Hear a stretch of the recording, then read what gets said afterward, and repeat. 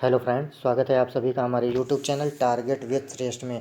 दोस्तों, अगर आप लोग उत्तर प्रदेश होमगार्ड भर्ती के विज्ञापन का इंतजार कर रहे थे तो आप लोगों का इंतजार अब समाप्त हो चुका है।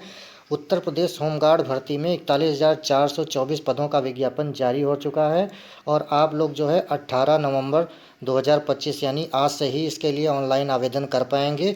इसमें जो है 10th पास सभी लोग इसके लिए आवेदन कर सकते हैं। बाकी आप लोग 12th हैं, ग्रेजुएशन हैं, सभी लोग इसके लिए ऑनलाइन आवेदन कर पाएंगे। इसमें अलग अलग ज़िलों से पद आए हुए हैं, किस ज़िले में कितने पद आए हैं, इसमें आयु क्या रहने वाली, सिलेबस क्या रहने वाला, लंबाई क्या रहने वाली, संपूर्ण जानकारी आप लोगों को इस एक वीडियो में ही मिल जाएगी।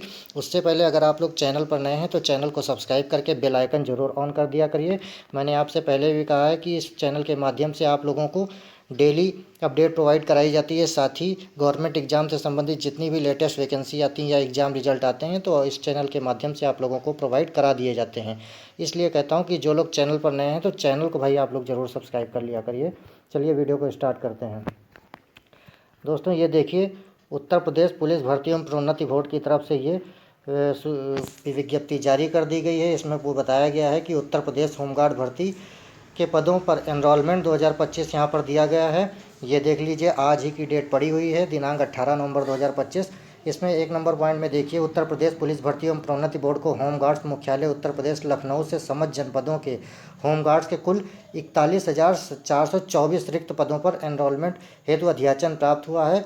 उक्त रिक्त पदों पर एनरोलमेंट हेतु होमगार्ड्स को ड्यूटी के लिए बुलाए जाने पर शासन द्वारा समय समय पर निर्धारित ड्यूटी भत्ता दिया जाएगा। वर्तमान में प्रतिदिन ड्यूटी पर उपस्थित करने पर 600 रुपये ड्यूटी भत्ता तथा राज्य सरकार द्वारा समय समय पर दे महंगाई भत्ता निर्धारित है। होमगार्ड्स के निम्न जनपदवार रिक्त पदों पर एनरोलमेंट हेतु अभ्यर्थियों से ऑनलाइन आवेदन पत्र आमंत्रित किए जाते हैं। बाकी यहाँ पर आप लोग देखिए, होमगार्ड के एनरोलमेंट में पुरुष या महिला हेतु जनपदवार पदों का श्रेणीवार विवरण दिया गया है। इसमें पुरुष और महिला सभी लोग इसके लिए ऑनलाइन आवेदन कर पाएंगे। इसमें आप लोग देख लीजिए, अलग अलग ज़िले से कितने पद आए हुए हैं, इसमें सारी जानकारी दी गई है। इसमें आप लोग देख लीजिए, आगरा से टोटल 1232 पदों पर रिक्तियाँ आई हुई हैं। इसमें देख लीजिए, अनारक्षित की 495 हैं, अनुसूचित जाति की 288 हैं, अनुसूचित जनजाति की 24, अन्य पिछड़ा वर्ग की 332 हैं, ईडब्ल्यूएस के लिए 123 हैं। वहीं फिरोजाबाद में कुल 484 हैं, मैनपुरी में देख लीजिए 383 हैं। सारा डाटा आप लोगों को यहाँ पर दिया गया है। आप लोग देख लीजिए, आप लोग किस जनपद से हैं, आप लोग जिस जनपद से हैं उसी जनपद से आप लोग यहाँ पर फॉर्म फिल कर पाएंगे। यहाँ पर देख लीजिए, बाकी यहाँ पर और भी ज़िले दिए गए हैं। यहाँ पर आप लोग देख लीजिए, मेरठ में 688 कुल रिक्तियाँ हैं। इसमें गाज़ियाबाद में देख लीजिए, यहाँ गाज़ियाबाद दी गई है। बाकी बुलंदशहर है, बागपत है, हापुड़ है, गौतम बुद्ध नगर है, मुरादाबाद है, रामपुर है, अमरोहा है, बिजनौर है, संभल है, सहारनपुर है। बाकी नीचे मुजफ्फरनगर है, शामली, अयोध्या, बाराबंकी, सुल्तानपुर, अंबेडकर नगर, अमेठी, चित्रकूट, हमीरपुर, बांदा, महोबा, गोंडा, बहराइच, बलरामपुर, श्रावस्ती, झांसी, ललितपुर, जालौन, कानपुर नगर, कानपुर देहात, इटावा, फतेहगढ़, कन्नौज, औरैया। मतलब 75 जिलों, उत्तर प्रदेश के सभी 75 जिलों से यहाँ पर रिक्तियाँ आई हुई हैं। आप लोग बस ये है कि जिस ज़िले से आप लोग हैं उसी ज़िले से ऑनलाइन आवेदन कर पाएंगे। बाकी यहाँ पर आप लोग देख लीजिए, लखनऊ से यहाँ पर लखनऊ में टोटल 1371 रिक्तियाँ हुई हैं। हरदोई देख लीजिए, सीतापुर है, रायबरेली है, खीरी है, उन्नाव है, आजमगढ़ है, मऊ है, बलिया, बस्ती, सिद्धार्थनगर, संत कबीर नगर है। बाकी यहाँ पर देख लीजिए, गोरखपुर है, कुशीनगर, देवरिया, महाराजगंज, मिर्ज़ापुर, भदोही, सोनभद्र, प्रयागराज, फतेहगढ़, प्रतापगढ़, कौशाम्बी, वाराणसी, गाजीपुर, जौनपुर, चंदौली। बाकी यहाँ पर आप लोग क्षैतिज आरक्षण देख लीजिए, इसके लिए जो है महिलाओं के लिए इसमें 20% आरक्षण इसमें दिया गया है। यहाँ पर देख लीजिए, यहाँ पर रिक्तियों की संख्या दी गई है। आगरा में 1232 हैं। इसमें स्वतंत्रता संग्राम सेनानी के लिए जो 2% इसमें जो है सीटें आरक्षित कर दी गई हैं। भूतपूर्व सैनिक के लिए 5% है, वही महिलाओं के लिए 20% सीटें आरक्षित हैं। इसमें यहाँ पर सारे ज़िले का डेटा यहाँ पर आप लोगों को दिया गया है, आप लोग देख लीजिए यहाँ पे। बाकी यहाँ पर भी और डेटा दिया गया है। यहाँ पर अंबेडकर नगर है, अमेठी है, चित्रकूट है, वहीं सारा डेटा यहाँ पर आप लोगों को नीचे मिल जाएगा। यहाँ पर देखिए, बाकी कुछ डेटा यहाँ पर आप लोगों को मिल जाएगा। यहाँ देख लीजिए, मिर्ज़ापुर दिया गया है, भदोही है, सोनभद्र है, प्रयागराज, फतेहपुर, प्रतापगढ़, कौशाम्बी, वाराणसी, गाजीपुर, जौनपुर, चंदौली यहाँ पर दिया गया है। बाकी परीक्षा के पूर्व किसी भी समय रिक्तियों की संख्या परिवर्तित की जा सकती है। एनरोलमेंट की कार्यवाही किसी भी समय या एनरोलमेंट के किसी स्तर पर बिना कोई कारण बताए निरस्त की जा सकती है। इसमें पात्रता क्या रहने वाली है आप लोग यहाँ पर देख लीजिए। यहाँ पर दिया गया है शारीरिक व मानसिक दोष से युक्त तथा दिव्यांग व्यक्ति होमगार्ड्स के पदों पर एनरोलमेंट के लिए पात्र नहीं होंगे। होमगार्ड के पदों पर एनरोलमेंट के लिए यह आवश्यक है कि अभ्यर्थी उस जनपद का मूल निवासी हो। मैंने आपको बताया ना, जिस जिले से आप लोग हैं उसी जिले से फॉर्म कर पाएंगे, जिस जनपद की रिक्ति के सापेक्ष आवेदन किया गया हो। वहीं यहाँ पर देख लीजिए दिया गया है यहाँ पर दिया गया है सार्वजनिक, शासकीय, अर्ध शासकीय तथा सार्वजनिक उपक्रम की सेवाओं में नियमित रूप से कार्यरत व्यक्ति होमगार्ड्स के पद पर एनरोलमेंट हेतु पात्र नहीं होंगे। संघ सरकार ये सब दिया गया है। यहाँ पर किसी न्यायालय में कोई आपराधिक मुकदमा अगर आप लोगों पर है तब भी इसके लिए पात्र नहीं होंगे। वहीं अगर होमगार्ड के पद पर एनरोलमेंट के लिए ऐसा पुरुष या महिला अभ्यर्थी पात्र नहीं होगा जिसकी एक से अधिक पत्नियां जीवित हों। ये सब सारा कुछ दिया गया है। इसमें सारी वैकेंसी में जितनी गवर्नमेंट जॉब से संबंधित होती हैं उसमें सब में ऐसा आता है। बाकी यहाँ पर आप लोगों को समय सारणी यहाँ पर दी गई है, देख लीजिए। इसमें ऑनलाइन आवेदन करने की तिथि जो है देख लीजिए, आज से ही है 18 नवंबर 2025 से, अंतिम तिथि 17 दिसंबर 2025 है। वहीं आवेदन शुल्क जमा करने की तिथि जो है 18 नवंबर 2025 से स्टार्ट होकर 17 दिसंबर 2025 तक चलेगी। जमा किए गए शुल्क के समायोजन की तिथि 18 नवंबर 2025 से शुरू होकर 20 दिसंबर 2025 से चलेगी। अभ्यर्थी को आवेदन करने से पूर्व OTR करना अनिवार्य होगा। अगर आप लोगों ने अभी तक OTR नहीं किया तो सबसे पहले जो है आप लोग अपना OTR कंप्लीट करेंगे, उसके बाद जो है इसके लिए आवेदन कर पाएंगे। वहीं यहाँ पर दिया गया सभी अभ्यर्थियों से यह अपेक्षा की जाती है कि वे अपने आवेदन पत्र भरते समय पूर्ण सावधानी के साथ सभी प्रविष्टियों को अंकन करें ताकि संशोधन की आवश्यकता ही उत्पन्न न हो। बाकी यहाँ पर जनपदवार विज्ञप्ति पदों पर चयन आरक्षण नीति के दृष्टिगत अभ्यर्थी की लिखित परीक्षा में प्राप्त अंकों एवं अधिमानी अर्हता के अंतर्गत प्राप्त अंकों के योग के श्रेष्ठता क्रम में आधार पर किया जाएगा।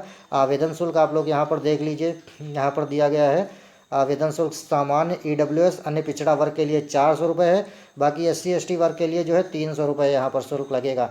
इसमें राष्ट्रीयता क्या दी गई है, नेशनैलिटी, इसमें एनरोलमेंट के लिए यह आवश्यक है कि अभ्यर्थी भारत का नागरिक हो। ये सब सारा कुछ डेटा सब में ही दिया रहता है, इसमें कोई ख़ास बात नहीं है। बाकी यहाँ पर आप लोगों को दिया गया है टिप्पणी, इसमें क्या दी गई है यहाँ पर देख लीजिए। ऐसे अभ्यर्थी को जिसके मामले में पात्रता का प्रमाण पत्र आवश्यक हो किंतु वह ना तो जारी किया गया हो न देने से इनकार किया गया हो, किसी परीक्षा में सम्मिलित किया जा सकता है और उस पर शर्त पर अनंतिम रूप से एनरोलमेंट भी किया जा सकता है। वहीं शैक्षिक अर्हता की बात कर लें हम लोग, यहाँ पर दी गई है शैक्षिक अर्हता क्या रहने वाली है इसके लिए। तो होमगार्ड के एनरोलमेंट है तो अभ्यर्थियों की शैक्षिक योग्यता में भारत में विधि द्वारा स्थापित बोर्ड द्वारा 10वीं कक्षा उत्तीर्ण अथवा उत्तर प्रदेश सरकार द्वारा मान्यता प्राप्त उसके समकक्ष अर्हता होनी अनिवार्य है। मतलब मिनिमम जो है आप लोगों की क्वालिफिकेशन 10th होनी चाहिए, मैक्सिमम आप लोग कुछ भी हो सकते हैं, इसके लिए पात्र होंगे। वहीं माध्यमिक शिक्षा परिषद उत्तर प्रदेश द्वारा हाई स्कूल के समकक्ष मान्यता प्राप्त विभिन्न परीक्षा संस्थाओं द्वारा संचालित परीक्षाओं को इस निमित्त हाई स्कूल के समकक्ष स्वीकार किया जाएगा। आवेदन करते समय अभ्यर्थी को अपेक्षित शैक्षिक अर्हता अवश्य धारित करनी होगी तथा उसकी अंक तालिका अथवा प्रमाण पत्र आवेदन के साथ प्रस्तुत कराना अनिवार्य होगा। 10वीं कक्षा की परीक्षा में सम्मिलित हुए अथवा सम्मिलित होने वाले अभ्यर्थी पात्र नहीं होंगे। अपेयरिंग वालों को यहाँ पर मौका नहीं मिलेगा। वहीं यहाँ पर देख लीजिए यह अधिमानी अर्हता यहाँ पर दी गई है।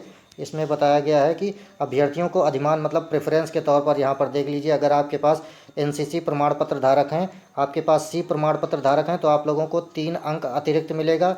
B प्रमाण धारक हैं तो 2 अंक अतिरिक्त मिलेगा। A प्रमाण धारक हैं तो 1 अंक अतिरिक्त मिलेगा। वहीं अगर भारत स्काउट एवं गाइड प्रमाण पत्र आप लोगों के पास है तो इसके लिए आप लोगों को 1 अंक अतिरिक्त दिया जाएगा। बाकी अगर यहाँ पर बात करते हैं अभ्यर्थियों द्वारा, यहाँ आप लोग देख लीजिए, अभ्यर्थी द्वारा 4 पहिया वाहनों के वैध ड्राइविंग लाइसेंस धारक होने की स्थिति में अधिमानी अर्हता में दिए गए अंकों के साथ साथ 1 अंक पृथक से दिया जाएगा। अगर आप लोग जो हैं 4 व्हीलर चला लेते हैं तो इसके लिए आप लोगों को 1 अंक अतिरिक्त दिया जाएगा। वहीं अगर अब आयु की बात कर लेते हैं, एज क्या रहने वाली है, तो इसमें आप लोग यहाँ पर देख लीजिए। होमगार्ड्स के एनरोलमेंट है तो अभ्यर्थी की आयु दिनांक 1 जुलाई 2025 को कम से कम 18 वर्ष एवं अधिक से अधिक 30 वर्ष होनी चाहिए। अर्थात अभ्यर्थी का जन्म 1 जुलाई यहाँ पर देख लीजिए 1 जुलाई 1995 से पूर्व तथा 1 जुलाई 2007 के बाद का नहीं होना चाहिए।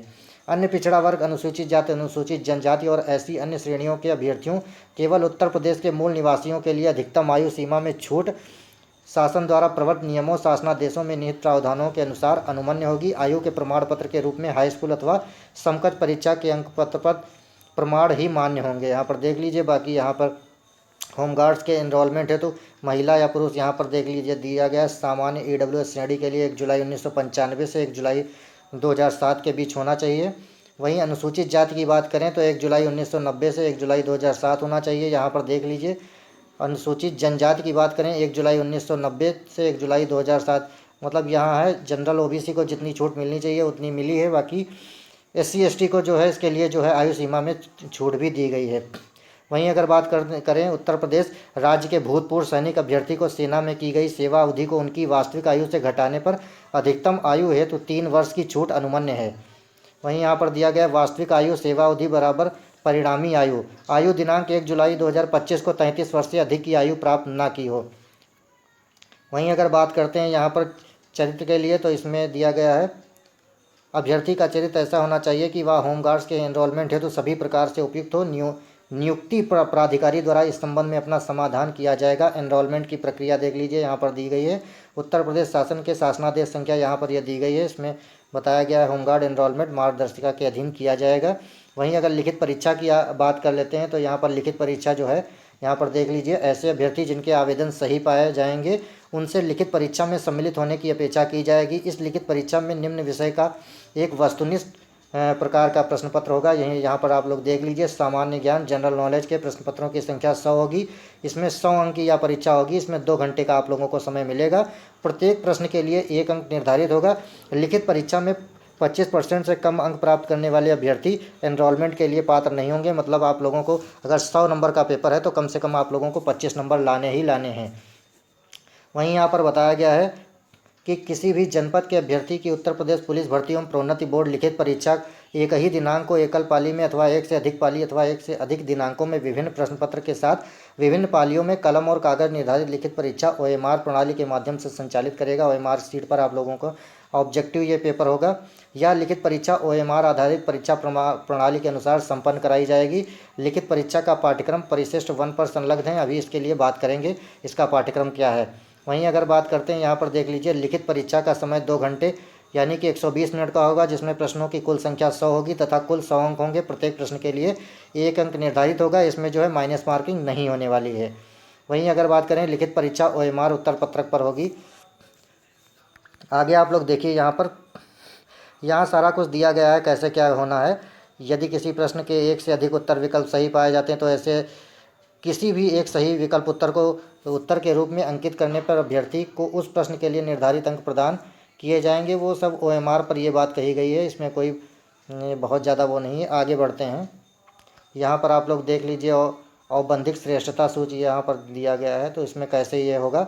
अभिलेखों की संवीक्षा यहाँ पर दी गई है। यहाँ पर देख लीजिए बताया गया है कि अभिलेखों की संवीक्षा में अभ्यर्थियों को पात्रता आयु अभ्यर्थियों द्वारा अपनी आरक्षित श्रेणी लंबवत और क्षैतिज के दावे की पुष्टि करने वाले अभिलेखीय प्रमाण पत्र अनिवार्य एवं अधिमानी अर्हता आदि के संबंध में सुसंगत।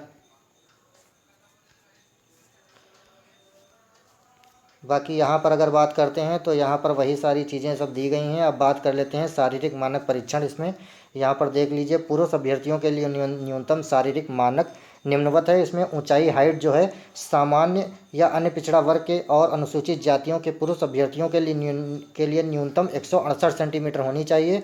वहीं अगर बात करते हैं अनुसूचित जनजाति के पुरुष अभ्यर्थियों के लिए न्यूनतम ऊंचाई जो है 160 सेंटीमीटर होनी चाहिए। सीना की अगर बात कर ली जाए तो यहाँ पर जो है सामान्य या अन्य पिछड़ा वर्ग और अनुसूचित जातियों के अभ्यर्थियों के लिए न्यूनतम सीने का माप 79 सेंटीमीटर बिना फुलाने पर और कम से कम 84 सेंटीमीटर फुलाने पर और अनुसूचित जातियों के अभ्यर्थियों के लिए 77 सेंटीमीटर बिना फुलाने पर और कम से कम 82 सेंटीमीटर फुलाने पर होना चाहिए। न्यूनतम 5 सेंटीमीटर सीने का फुलाव अनिवार्य है। वहीं यहाँ पर आप लोग देख लीजिए। यहाँ पे लिखित परीक्षा का पाठ्यक्रम अभी मैंने बताया था कि अभी बात करेंगे लिखित परीक्षा के पाठ्यक्रम पर। तो यहाँ पर यह दिया गया है लिखित परीक्षा का पाठ्यक्रम। इसमें सामान्य ज्ञान से रिलेटेड प्रश्न पूछे जाएंगे। 100 अंकों के प्रश्न पत्र होंगे और 100 अंकों की यह जो है इसमें 100 प्रत्येक प्रश्न के लिए 1 अंक निर्धारित होगा। समय इसमें 2 घंटे का होगा। बाकी यहाँ सामान्य ज्ञान जनरल नॉलेज से ये प्रश्न पूछे जाएंगे। आप लोग जो है पूरा ये सिलेबस देख लीजिए, इसी से रिलेटेड जो है आप लोगों के सारे प्रश्न पूछे जाएंगे। तो दोस्तों ये रही आज की सारी महत्वपूर्ण अपडेट्स जो होमगार्ड भर्ती से रिलेटेड आई हुई थी। दोस्तों वीडियो कैसी लगी है आप लोग कमेंट कर बताइएगा। बाकी जो लोग चैनल पर नए हैं वो लोग चैनल को ज़रूर सब्सक्राइब कर लीजिएगा और हाँ दोस्तों में शेयर करना बिल्कुल भी मत भूलिएगा। मिलते हैं किसी नेक्स्ट वीडियो में, तब तक के लिए जय हिंद।